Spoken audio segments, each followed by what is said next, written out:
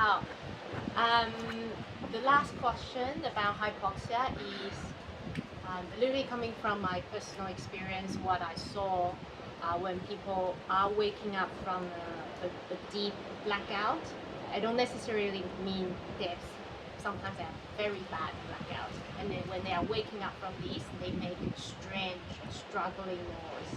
Sounds like sometimes they are screaming or crying. What could cause that? So I feel like the threshold between full consciousness and blackout is a wide one. And as I told you earlier, it goes from maybe subjective hypoxia to LMC, etc.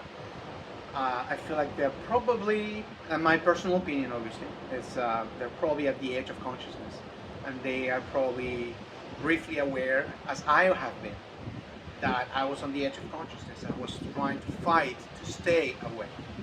And yeah, I've done that, unfortunately. When I made my own mistakes, it's my mea culpa, right? Would you like me to keep going? Or? Yeah.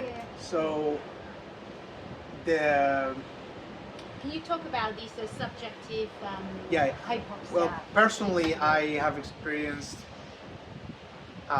no LMC, but subjective. I call it subjective LMC, where I came up one time and I felt like I had an LMC. But when I asked my safeties if they saw my LMC, they didn't see me shaking. But I felt it, and I felt almost like a boat came through next to me and made a wave in my body, but there was no boat. So there was a sort of a subjective feeling that you were having LMC without the actual motor movement. And then I've had LMC fully conscious, brief, LMC unconscious, and then blackout. So it's a range. Okay. And what I feel like the moral of the story, when you see someone screaming, it doesn't mean they're awake, and it doesn't mean it's safe. It doesn't mean that the airway is safe, and it doesn't mean that the airway is patent, the airway is open. It means that you have to put a specific attention. That's the time that counts the most. When you keep that airway out of the water, maintain that airway open, and help the diver wake up right away. And that defines the outcome of that dive.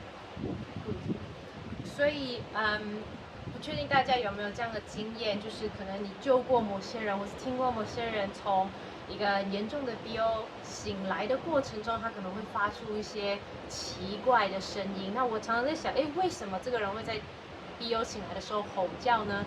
那医生的讲法是说，他自己觉得可能缺氧这件事情并不是0或1就这样而已，而是在这一整个色谱光谱中有很大的区间。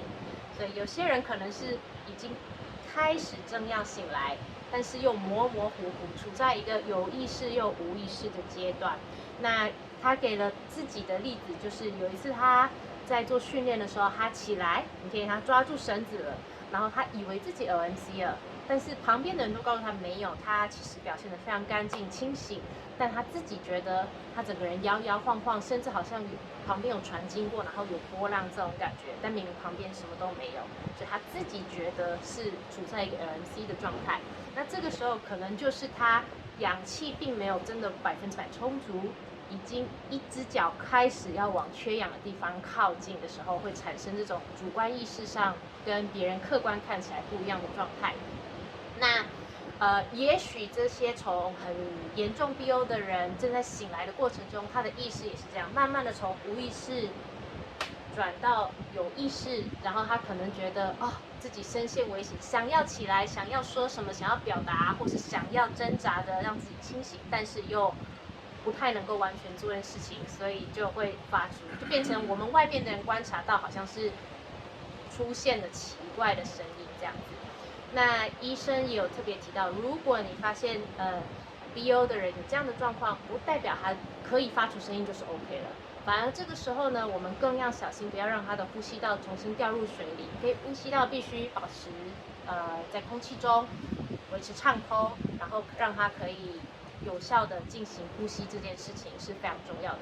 越快让这个人能够正常自己呼吸，这个人就越快被救起来。